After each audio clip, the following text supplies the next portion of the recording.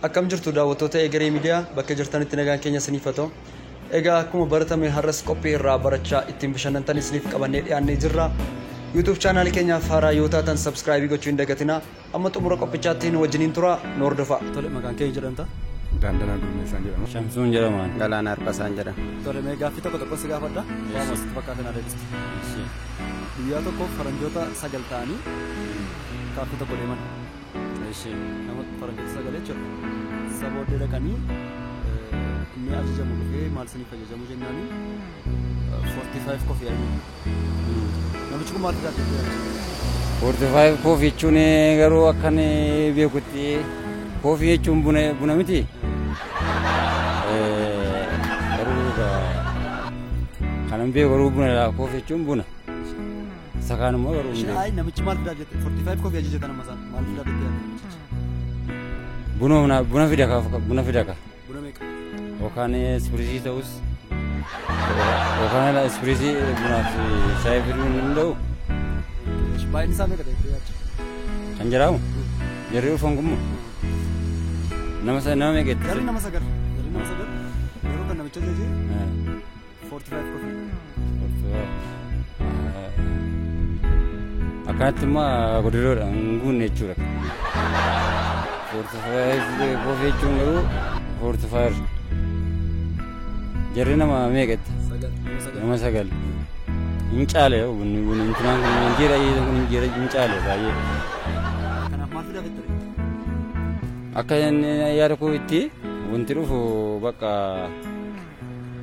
bunuma sanaan ajajatanii irraa qannasanii dhufuu hin danda'amu.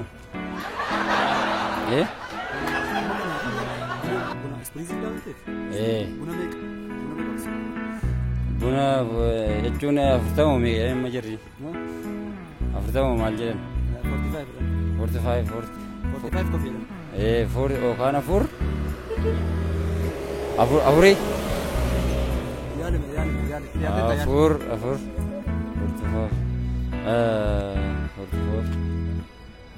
44?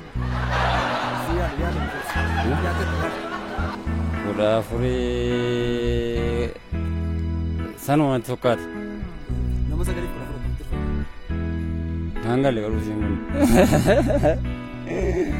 Fireedhaan lakkaa'ee fidaaf ka'a buna. Maaloo buna meeqa? Buna 45. Buna 45 nama 9 immoo. Nama 9 gaa isaan hirachuu danda'u. 5 isaan gaa jechuudha. 9 gaafa dhumu 5 gaa. 5 dhuganii tokko jechuudha. Yaa'u siinii otoo hin taane fireedhaan yoo ta'e malee buna 45 jedhan isaanis.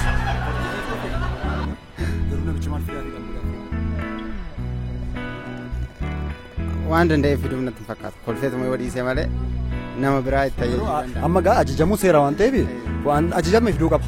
45 coffee ajajameera. Maal fidee ati gaafa yaaddu maal fidaa fittee yaaddu? Buna 45 yoo fidee buna 45 fiduu qaba jechuudha. Buna 45 45 coffee. Buna 45 yoo dhufe meeqa dhugu? Isaan nama meeqadha? Isaan nama 9. Nama 9 buna 45 yoo ajajatan 5 dhugu jechuudha. 5 dhugu jechuudha. Buna 9 taanii buna 5 dhugu. Buna 45 taa'ee jechuudha. Sirbaa caaluun beekumsaa keessatti biloota odaa jala kan nama nyaatu nu keessa jiran maaloodha nu keessa taa'ee nyaatu. Maas nuun beektanii hoo maal itti makaru?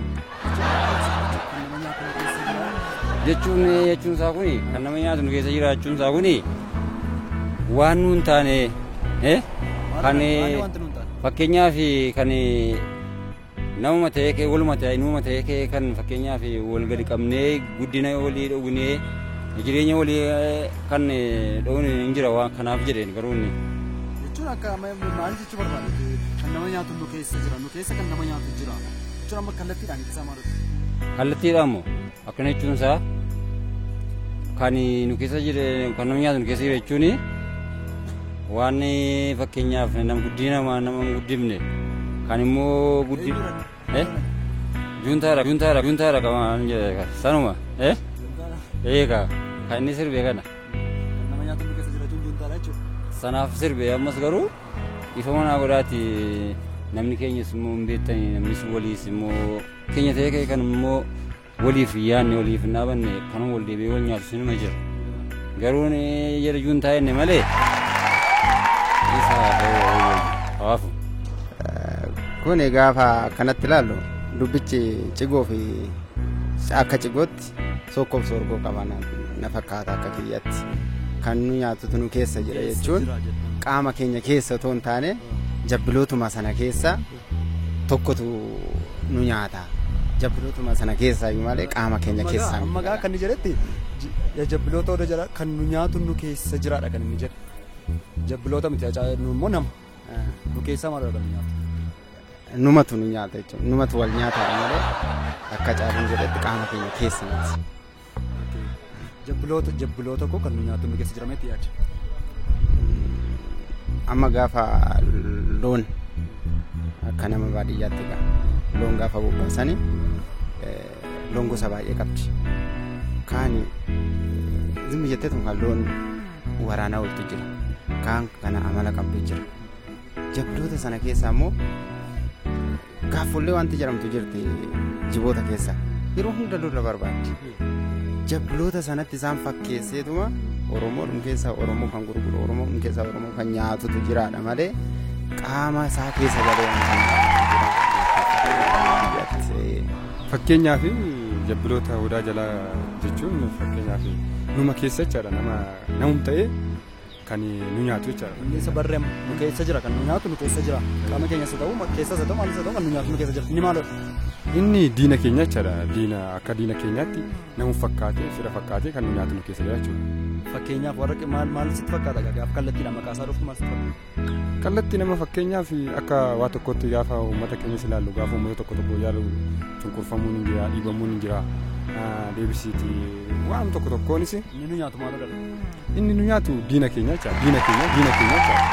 Diina keenya nu nyaatu jechuudha. Gaangee fi farreen gidduudha gaangee argama. Abbaan fardaa abbaan gaangee. Abbaan gaangee harreedha. Haati isaa farda. Amma gaangee farda gidduudha. Farda gidduudha gaangee arganna. Gaangeen kan farda alatti abbaan harreedha. Kun akkamitti ta'uu dandeenya? Kun kan hin ta'in. Harreen fardi waan adda addaa kan gidduudha argames waan biraadha. Amma fakkeenyaaf akkasitiin hoolaa bireetti gidduudha maal arganna? Hoolaa bireetti hedduudha. Hoolaa bireetti hedduudha. Hoolaa arganna reetti reetti arganna.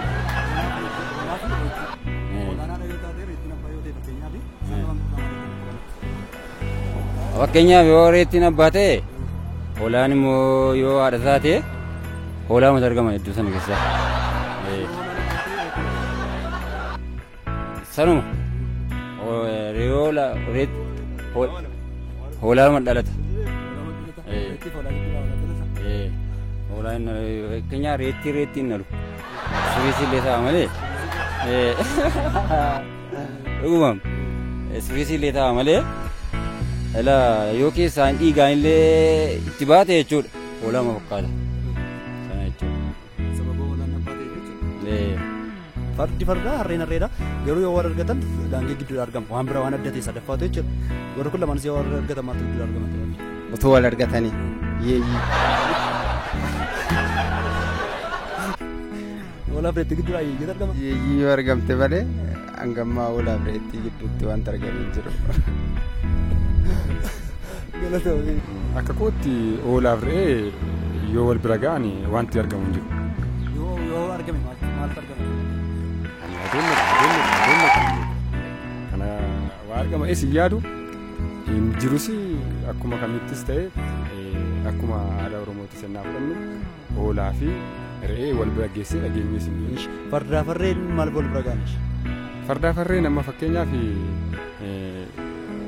yeroo tokko harreenumtuu harree hundarraa fardi gaangeen dhaltuuf fakkeenyaaf akkuma biyya keenyaattis yoo fudhanne akkuma kamitti yoo fudhanne wadallarreen jira farda sun gaangee dhaltu godhan fardi sun qalaamaa gaariin hin jira isarraa gaangee horsiisuu barbaadan harreen sunis immoo wadala ta'ee kophaatti sooramee taa'ee inni harroota biraa faana oolu kophaatti oolee gaangee sanarraa uumama nu harree hundarraa miti kanaaf inni qaalaa irraa rashamuu danda'ama jechaadha fardi wadarraa. Gaangeef gaangeen wal bira ga'anii wantoota Akkuma uumamaattu gaangeen ilmoo qabdu. Maaliif ta'e kun gaangeen maaliif ilmoo dhabdu? Gaangeen akka ilmoo dhabdee waan jennu hin beeknu hojii waaqayyoo ta'uu danda'a uumamaanis ta'uu danda'a hin beekamu kun gaangeen ilmoo godhattee nageenya qaba. Shiyyaadha